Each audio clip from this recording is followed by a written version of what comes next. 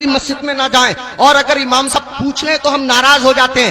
امام صاحب پوچھ لیں بھائی فجر میں نہیں آئے کہاں تھے، تو ہم ناراض ہوتے ہیں، امام نے میری بے عزتی کر دی، 4 لوگوں کے بیچ رسوا کر دیا۔ امام صاحب اگر ایک ٹائم نہ رہیں تو ایسے لوگ جو جمعے کی جمعے جاتے ہیں وہ ہنگامہ مچا دیتے ہیں۔ امام کے بچے نہیں ہیں، امام کی رشتہ داری نہیں ہے، امام کی سسرال نہیں ہے، امام کی ددھیال نہیں ہے، امام کی ننیحال نہیں ہے، امام کا کون نہیں ہے، امام کے چچا بھی ہیں، امام کے تاؤ بھی ہیں، امام میرے تمہارے طرح آدمی ہے۔ مجھے بتاؤ کہیں کوئی مر جائے گا تو امام کو جانا پڑے گا یا نہیں جانا پڑے گا؟ کہیں کوئی پیدا ہوگا تو امام کو جانا پڑے گا یا نہیں جانا پڑے گا؟ کہیں کسی کو تکلیف ہے، کہیں کسی کی طبیعت اچھی ہے، کہیں کسی کی خراب ہے، 1000 ذمہ داری امام کے ساتھ ہوتی ہیں۔ اگر 1-2 دن امام غیر حاضر رہ جائے تو لوگ بے وجہ اس کا حساب کرنے پہ تل جاتے ہیں اور پھر امام کے پیچھے ہاتھ دھو کے پڑ جاتے ہیں۔ ہونا یہ چاہیے 2 امام ہونے چاہیے مسجد میں، ایک امام ہونا چاہیے، ایک نائب امام ہونا چاہیے۔ امام صاحب اگر کام سے چلے جائیں تو نائب امام ان کا کام انجام دے سکے۔ اماموں کی تنخواہ بڑھاؤ، اب ایک دم تو بڑھا نہیں سکتے، میں ایک ترکیب بتاتا ہوں اور پھر حضرت مفتی صاحب کو آواز دیتا ہوں۔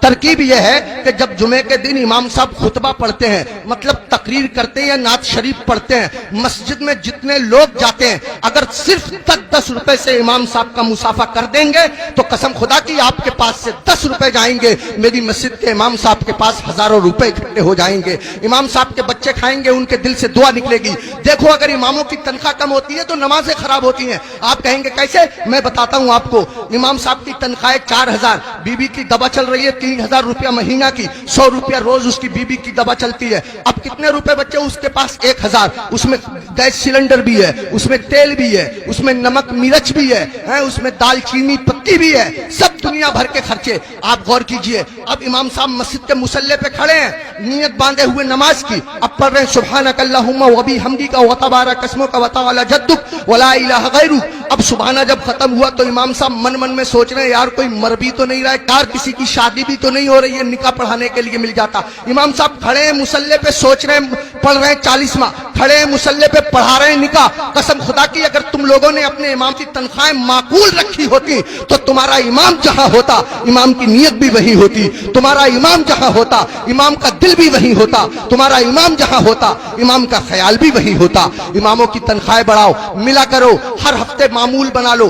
جب تم کماتے ہو، ہزاروں کماتے ہو، معمول بنا لو یا 500 روپے دوں گا، مہینے میں تم کو تنخواہ ملے 10,000، مہینے میں تم کو تنخواہ ملے 15,000، 8,000، 8,000 میں سے 100 روپے چپکے سے جاؤ امام صاحب سے مسافہ کر کے آ جاؤ۔ اگر بستی میں 100 گھر ہیں، سب کے سب 100 روپے سے مسافہ کریں گے، حساب جوڑ آپ لینا روپے کتنے ہو جائیں گے، امام صاحب کا کام ہو جائے گا۔ میں کہنا یہ چاہتا ہوں اتنا بڑا امام، کبھی تم نے سوچا تم لوگ اپنے بستر پہ سوتے رہتے ہو فجر کی نماز کے وقت، تمہارا امام تمہاری بستی کی مسجد کے مصلی پہ بیٹھ کے تمہارے لیے دعا کر رہا ہوتا ہے، یا اللہ میری بستی پہ کرم فرما، یا اللہ اس بستی پہ رحم فرما، لوگوں کے کاروبار میں برکت عطا فرما، عزت کی حفاظت فرما، دولت کی حفاظت فرما، آبرو کی حفاظت فرما، اور تم اسی امام کے پیچھے پڑے رہتے ہو جو تمہارے لیے دعائیں کرتا رہتا ہے۔ ایک آدمی پڑا رہتا تھا بہت امام کے پیچھے، ایک دن پکڑ لیا امام صاحب نے، ابے فجر کی نماز پڑھی ہے؟ بولا بالکل پڑھی ہے۔ امام صاحب بولے کیا رکعتیں پڑھی ہیں؟ بولا 10۔ کا فجر میں 10 ہو گئے رے؟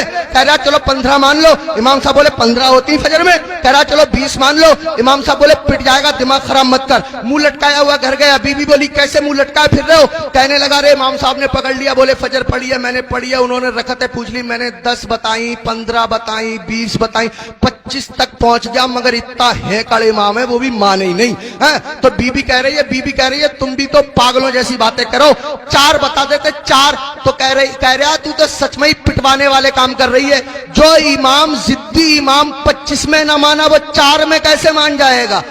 25 میں مانا نہیں 4 میں مان جائے گا، پٹوانے والے کام کر رہی ہے۔ اماموں کے قریب آؤ، اماموں کا خیال رکھو، جب کھانا کھانے بیٹھا کرو امام کو فون کر لیا کرو، حضرت کھانا کھایا نہیں کھایا، آیا نہیں آیا، اگر آیا تو کیا آیا، اگر تمہارے گھر کوئی اچھی چیز بنا کرے امام کو پہنچا دیا کرو، امام کا خیال رکھا کرو۔ بال کاٹنے کی دکان ہے، امام سے بال ترشوانے کے پیسے مت لیا کرو۔ کپڑے سلنے کی دکان ہے، امام کے کپڑے فری سل دیا کرو۔ پوری بستی کا ایک امام ہے، کیا نہیں ہو سکتا؟ مشکل کام نہیں ہے، مشکل کام نہیں ہے۔ ایک امام کے ساتھ اگر یہ رعایت کی جائے، کوشش کرو اپنی مسجد کے اماموں کو حج کراؤ، عمرے کے لیے بھیجو، سب مل کر کے کوشش کرو تو کوئی کر رہا کام نہیں ہے۔ میں نے بہت قیمتی وقت ले लिया, आपसे भी मैं माफी चाहता हूं और मुफ्ती साहब से भी मैं माफी चाहता हूं, मिंबर शरीफ पे बैठे हुए तमाम लोगों से मैं माफी चाहता हूं। मेरे दिल की तमन्ना थी, मेरी आरजू थी, इमामों के बड़े बुरे हालात लोगों ने बना दिए। यही वजह है हमारे 50% मौलवियों ने अपना कारोबार शुरू कर दिया, इमामतें छोड़ दी, और इमामों के साथ ऐसे ही रवैया रहा तो कसम खुदा की तुम लोगों के बच्चों को अल्लाह और रसूल का नाम सिखाने वाले लोग मिलना मुश्किल हो जाएंगे,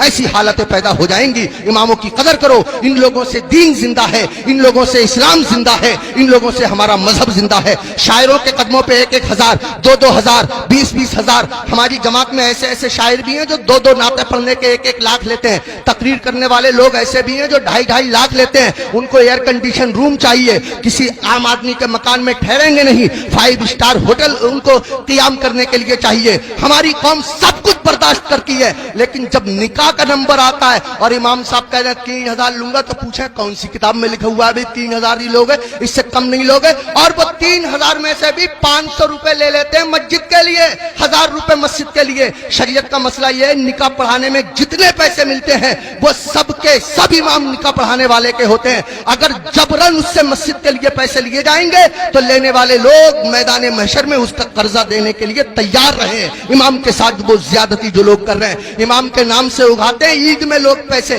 40,000 50,000 इमाम साहब को दे दिए, 7,000 8,000 बाकी बचा लिए। अरे इमाम के नाम से उगाया, इमाम को दो, मस्जिद में और काम है, उसके नाम से कमाओ, उगाओ, इकट्ठे करो और मस्जिद में लगाओ। बहरहाल अल्लाह ताला माफ फरमाए, कोई भी शाखे तमन्ना हरी नहीं होगी, तेरे बगैर बसर जिंदगी नहीं होगी। जो दूसरों को अंधेरे में देखना चाहे उसी के घर में कभी रोशनी नहीं होगी। मैं ये नहीं कहता कि नात पढ़ने वालों को मत दो, मैं ये नहीं कहता कि तकरीर करने वालों को मत दो। अगर इनको देना बंद कर दोगे तो हम लोगों के बच्चे कैसे पलेंगे? मैं कहता हूं इनको भी दो, मगर इनके साथ साथ अपने इमाम का भी ख्याल रखो।